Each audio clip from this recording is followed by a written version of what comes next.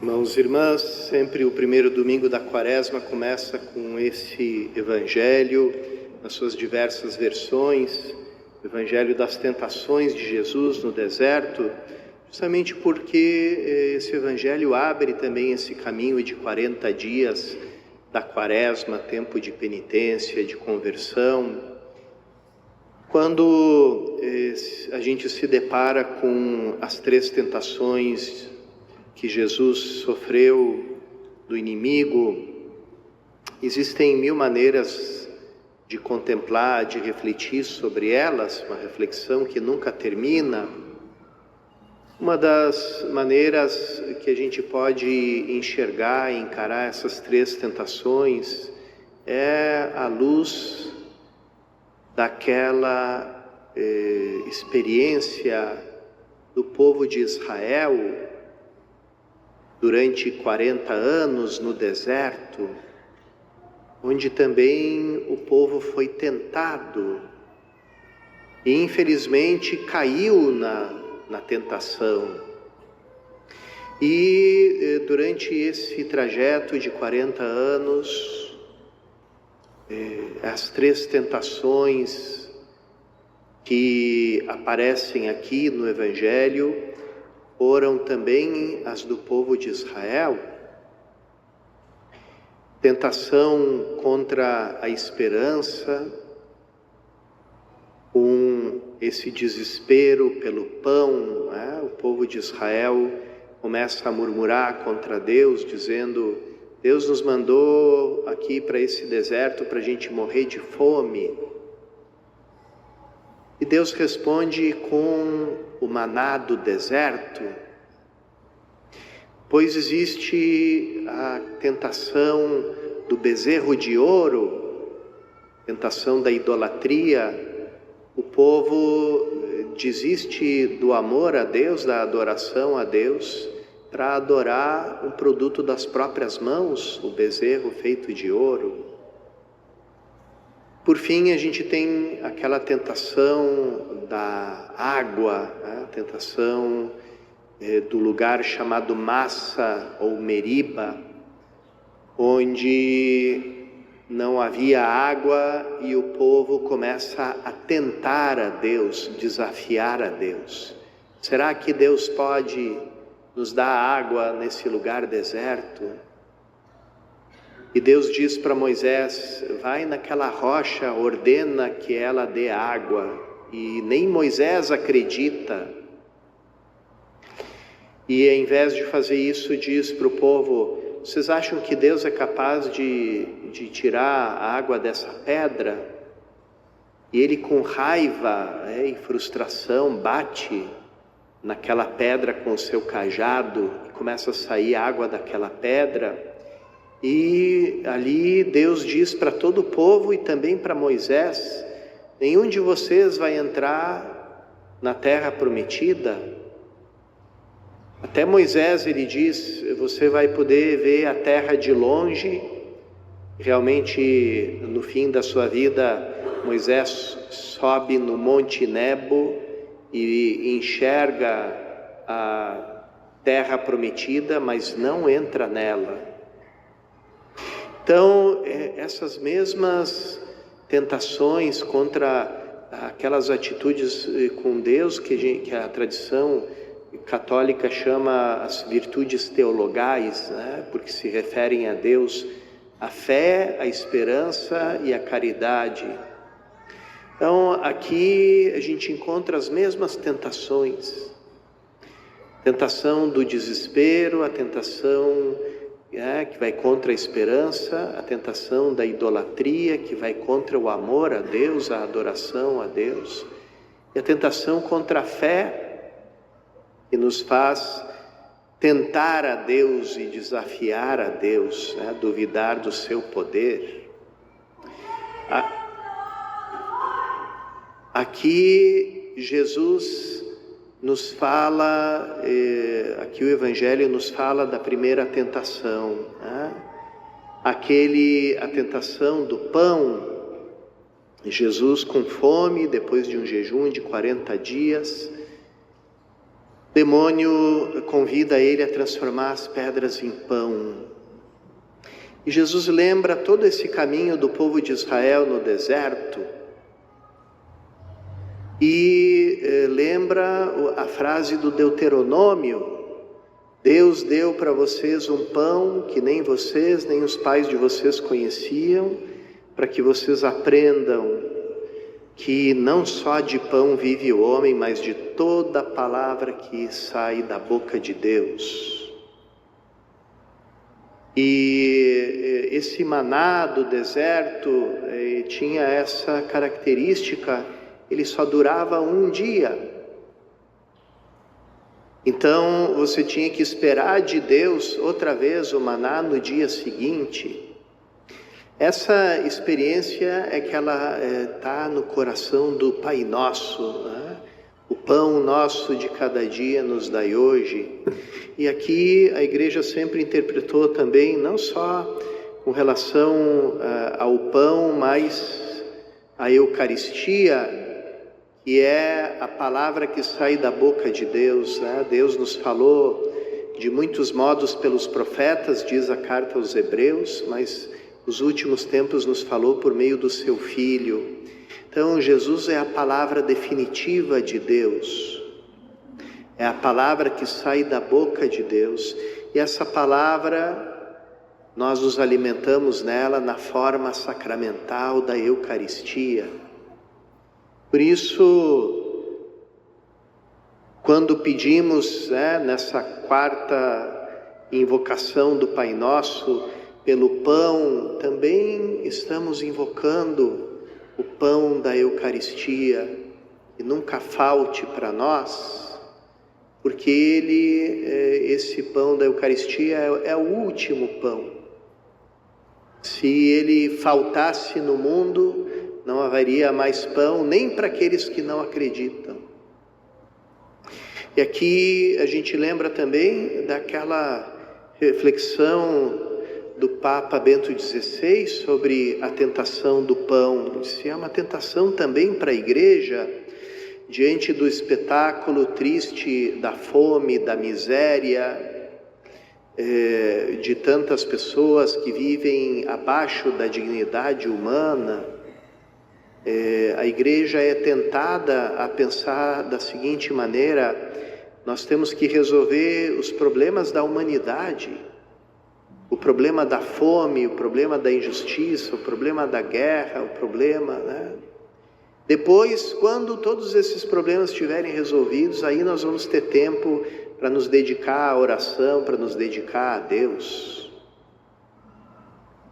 Então, o magistério da igreja nos diz, essa é uma armadilha, porque se a gente não coloca Deus em primeiro lugar, o ser humano se torna um animal selvagem. Vejam o que acontece quando os instintos das pessoas estão aflorados, aqueles lugares de guerra, de fome, vem um caminhão da ONU cheio de comida, o que acontece ali com a multidão? Todos brigam com todos, todos se batem, se socam, se pisoteiam, se esmagam, e os mais fortes pegam a comida não só para aquele dia, mas pegam o máximo que puder, sem se interessar se aquilo vai faltar para os outros. Então, claro, ali é uma cena de desespero, do impulso, do instinto de sobrevivência, mas o ser humano se comporta dessa forma no mundo, como se todos fossem mortos de fome, sem olhar uns para os outros. E porque ali Deus ficou ausente do coração das pessoas, esqueceram dele. Então, por isso que o mundo está cheio de guerra, de injustiça, desigualdades injustas, etc., de fome, porque se esquece Deus, se esquece de Deus. E depois a gente tem a contraprova disso, que são os santos, Todos os santos que tiveram um impacto mais forte, também no nível social, no nível cultural, etc., foram santos de profunda vida de oração, botavam o Senhor em primeiro lugar. Pensa em São Francisco de Assis, nosso padroeiro, pensa em Santo Antônio, né? Pensa em tantos santos conhecidos, antigos e novos, né? Irmã Dulce dos Pobres, Teresa de Calcutá, que dizia para suas missionárias: ninguém saia para fazer nada em favor do pobre e do faminto antes de ficar 3 horas em adoração à Eucaristia. Porque justamente é esse o pão da vida que nos dá o sentido também para a gente distribuir e repartir o pão entre nós, porque ali existe Deus, existe a confiança nele, existe a esperança nele, e vence o desespero e nos torna humanos para que a gente possa repartir uns com os outros, sabendo que nada vai faltar, porque nós temos um Pai no céu. Depois, o demônio tenta Jesus com a idolatria, e aqui fala algo que sempre nos escandaliza do Novo Testamento, essa afirmação de que o demônio é o príncipe deste mundo, que as coisas todas estão debaixo do domínio do maligno. Sabemos que o mundo inteiro jaz sobre o domínio do maligno.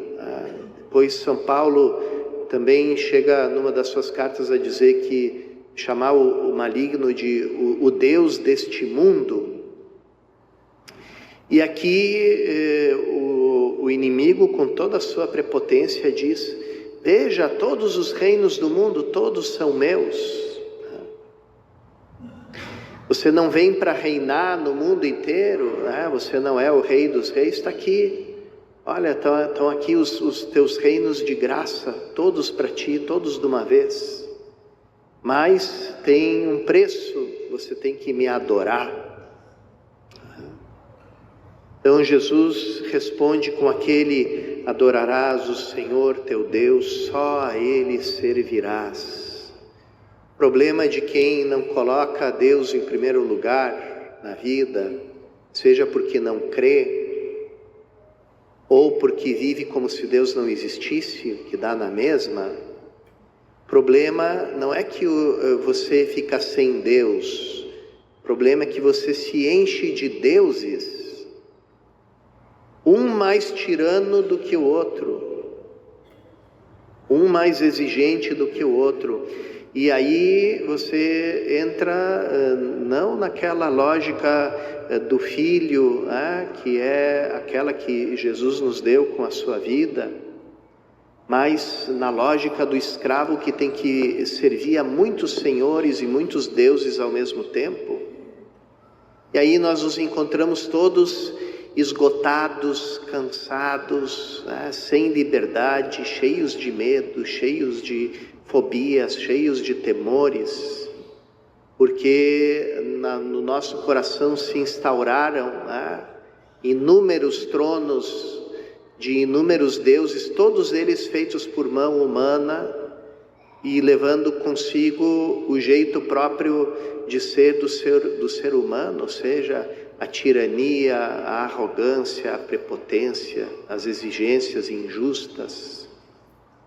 Então, quando a Sagrada Escritura, a Palavra de Deus diz: sirva só a Deus, ela está te libertando, ela está te recolocando, não mais no lugar do escravo, mas no lugar do filho, que colabora com o Pai, que conhece um Pai que enche ela de liberdade e de amor. Então, isso também, irmãos e irmãs, um ponto para a gente refletir nessa quaresma, né? Quantos deuses tiranizam a minha vida, né? A quantos deuses feitos por mão humana eu sirvo e eu me escravizo. Por fim, a gente tem a última tentação, aquela de tentar a Deus, porque o inimigo vê que Cristo, que Jesus é um homem religioso, porque responde às tentações com a palavra de Deus, mas o inimigo diz, eu também tenho meus truques para o homem religioso, eu também sei enganar as pessoas religiosas. Então o demônio se disfarça de biblista, de teólogo e começa a citar a Escritura, e com aquela tentação típica da pessoa que entra em relação com Deus, a tentação de tentar a Deus, de colocar a Deus à prova. Quantos de nós, irmãos e irmãs, em algum momento tratamos a Deus como se Ele fosse um empregado, um servo nosso? Você tem que me dar tudo que eu quero, tudo que eu peço, do jeito que eu quero, no tempo que eu quero, E você ainda apresenta as suas credenciais a Deus, Porque eu sou um católico praticante, porque eu vou à missa, porque eu rezo, então Deus tem a obrigação de me dar tudo que eu quero e tudo que eu peço para Ele. E aí nós viramos aquelas crianças birrentas, que se atiram no chão do supermercado e ficam esperneando porque os pais não quiseram dar o chocolate para alimentar as lombrigas delas, E nós nos comportamos da mesma forma com Deus, Vem as dificuldades e a gente, será que Deus me abandonou? Por que Deus não olha para mim? Por que Deus não me responde? Por que Deus não faz o que eu quero, o que eu pedi? Por que Deus não atende a minhas orações? Para que rezar se Deus nunca me atende, nunca me ouve? Deus me abandonou?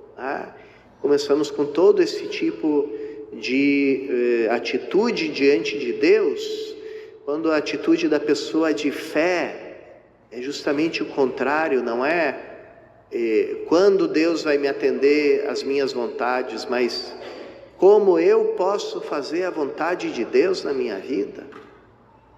Qual é a vontade de Deus? Qual é o querer de Deus? Qual é o plano de Deus para mim?